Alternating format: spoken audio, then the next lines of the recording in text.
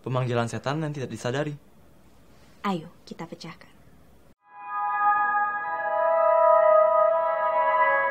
Selamat datang kembali di Pojok Misteri. Hari ini Pojok Misteri kedatangan tamu spesial yaitu Philo Sebastian. Dan hari ini kita akan membahas pemanggilan setan yang tidak kita sadari. Jadi tentu saja sehari-hari kita suka melakukan hal yang normal kita lakukan. Dan hari ini berhubung ada Philo, Julie ingin bertanya tentang hal-hal normal yang ternyata bisa memanggil makhluk lain ke dekat kita. Coba bisa diceritakan mungkin hal yang normal gitu. Jadi sebenarnya orang-orang normal sekalipun bisa namanya nggak sengaja melakukan pemanggilan. Ya contoh membiarkan sebuah ruangan kosong atau berantakan terbengkalai gitu aja nggak diurus, gelap, kotor. Itu memancing mereka yang memiliki energi negatif, mereka yang nggak kelihatan, yang negatif untuk mendiami di situ. Oh, jadi kalau misalnya ada ruangan di rumah gitu misalnya ya, gudang gitu ya. Yang tak ada cahayanya, kotor, tak terurus, mereka akan nyaman di situ. Kenapa mereka nyaman di situ? Karena tidak ada kebisingan, nggak ada cahaya. Buat mereka yang negatif ya. Sedangkan yang positif kan nggak ada masalah dimanapun, kapanpun. Oke. Jadi kalau misalnya nih di rumah ada gudang yang terbengkalai gitu, berarti seharusnya gudang itu dibersihkan atau? Iya, dibersihkan, diurus, setidaknya berikan pencahayaan. Jadi pun kalau ada yang mendiami, gak masalah, karena yang mendiami gak bermaksud jelek gitu. Ketika ada yang mendiami itu auranya negatif, itu bisa mempengaruhi situasi lingkungan di situ. Oke. Kita ambil contoh, kayak misalnya ada yang orang buka bisnis. Ketika ada yang negatif di situ, orang kan mungkin segan untuk datang ke sana karena merasa nggak nyaman. Iya. Atau di rumah, orang jadi situasi rumah jadi lebih panas, gampang marah. Betul. Jadi gue punya rumah nih. Nah, gue tinggal di lantai 3 kan. Jadi mama gue biasanya di lantai 2. Nah, emang ada kamar mandi di ujung. Itu tuh sebenarnya terang.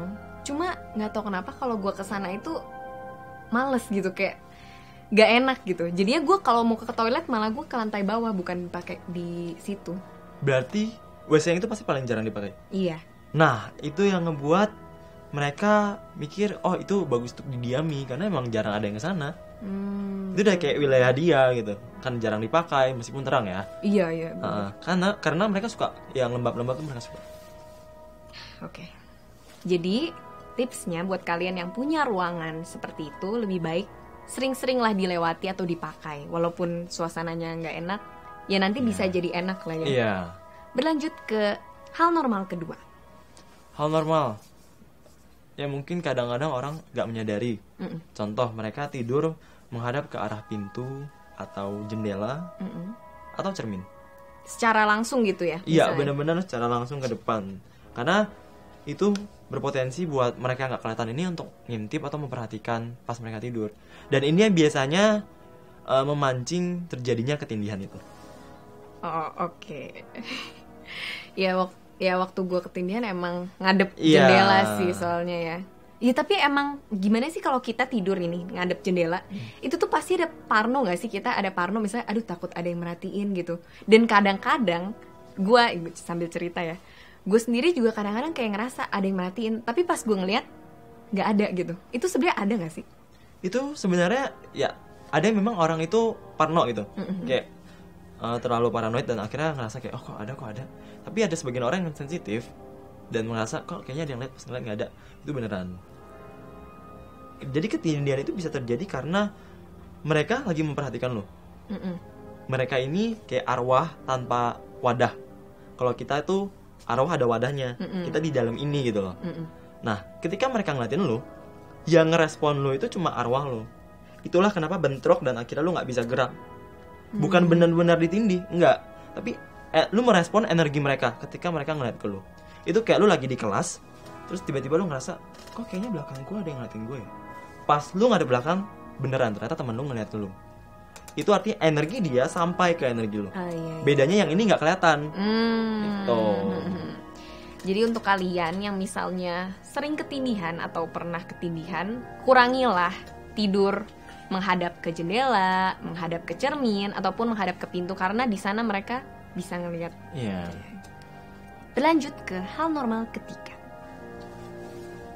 Hal-hal yang terkadang tidak disadari yaitu bersenandung di malam hari. Kayak nyanyi gitu. Iya, tapi nggak semua musik ya. Jadi kayak memang musik-musik yang tenang tapi agak naik itu nadanya. Kayak nyinden gitu berarti. Kayak nyinden. Contoh kayak Lingsir Wengi. Itu kan sebenarnya kan kata orang itu lirik pemanggilan, sebenarnya bukan. Lirik itu diubah ketika ada film di Indonesia. Lirik itu diubah dan jadi buat pemanggilan, padahal enggak.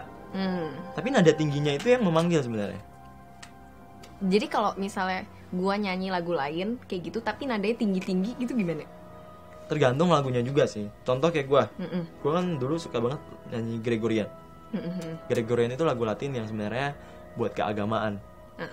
Tapi ternyata malah tanpa disadari itu memancing karena nada tingginya. Contoh kayak Ave Maria. Tenang gitu. Mereka suka kayak gitu. Oh. Memang kebetulan pas itu gue iseng sih. Jadi gue nyanyinya falset. Dan itu mancing ternyata. Dan benar-benar yang di atas itu turun dan suka jadinya sama gue.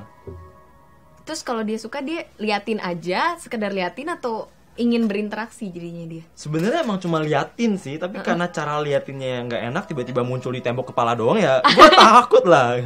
Oh gitu. Wow, oke.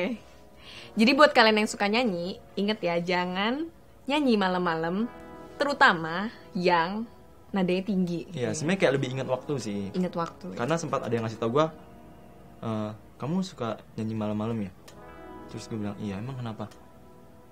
Kurangin, ngerti waktu. Mereka semua suka sama kamu karena itu. Di situlah gue langsung kayak, oke, gue pindah kos. Oke, gue pindah kos. Itu sangat drastis ya.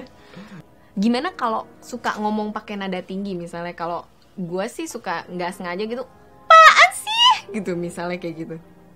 Enggak lah ya. Menarik perhatian mungkin sekilas dong kayak, ih itu apa gitu mungkin. Tapi kalau sampai ngikutin pas segala macam enggak. Karena yang gue maksud tuh kayak bener-bener nyanyi, tenang gitu. Gitu. Iya. Gini. Yang gue pernah ceritain ke Vilo, jadi gue pernah pas SD gitu, ya malam-malam itu emang pernah kebangun gitu. Nah terus gue tanpa sadar gelap kamar gue. Gue sebenarnya nggak pernah tidur gelap karena basically gue itu penakut. Gelap itu pengaruh ya mereka? Pengaruh banget ya. Tuh, gue udah feeling tuh dari dulu. Makanya gue nggak mau tidur gelap. Tiba-tiba pas gue bangun kamar gue gelap nih. Abis itu gue tiba-tiba nggak tau kenapa gue nggak sadar gue lagi nyisir depan cermin tuh, nyisir aja gini.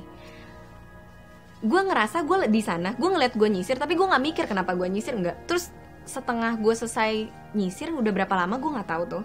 Di itu gue nyadar kok gue nyisir ya.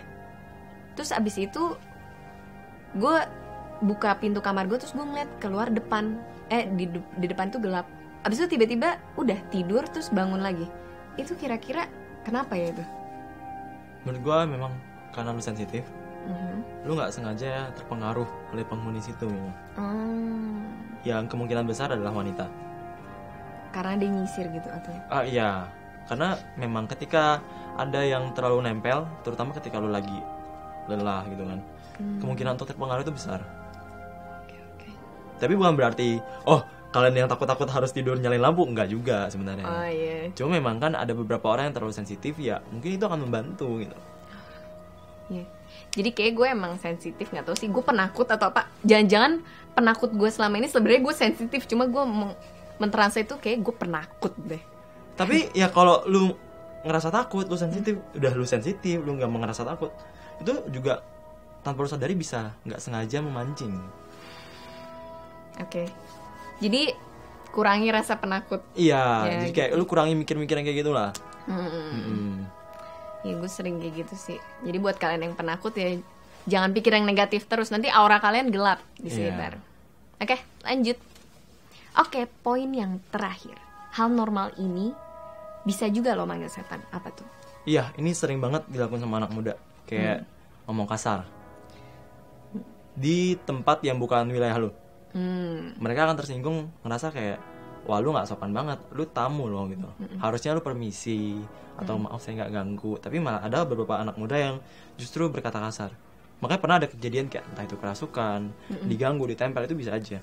Kalau misalnya bukan ngomong kasar doang, misalnya mereka kencing sembarangan gitu itu. Oh, itu juga mempengaruhi. Karena lu kencing di sana tuh kayak menandai anjing itu kencing di situ karena ini wilayah gua, jangan sampai ada yang mendekat. Itu kan udah ada yang punya, terus tuh kencing di sana. Itulah kenapa nggak boleh. Itu kenapa dari dulu sampai sekarang gua nggak pernah yang kencing sembarangan.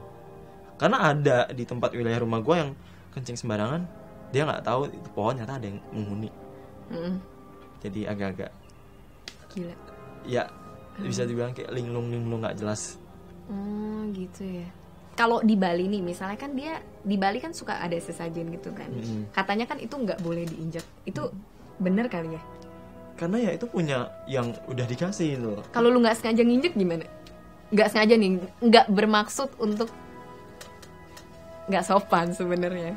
Gimana ya? Mungkin karena gue nggak pernah ngelakuin, gue juga bingung. Tapi paling ya gimana caranya lu menunjukkan ketulusan hati lu minta maaf. Oh iya. Gue soalnya itu pengalaman gue pernah di Bali, gue keinjek sesajen, tapi sesajennya emang udah kayaknya udah berarakan sih gitu kan. Jadi orang kayak, Jul, itu, terus gue panik banget kan. Akhirnya gue sampai langsung ngomong, aduh maaf, bener-bener gak maksud. Terus temen gue udah bilang, lu harus minta maaf, Jul, lu harus minta maaf. Oke, gue minta maaf.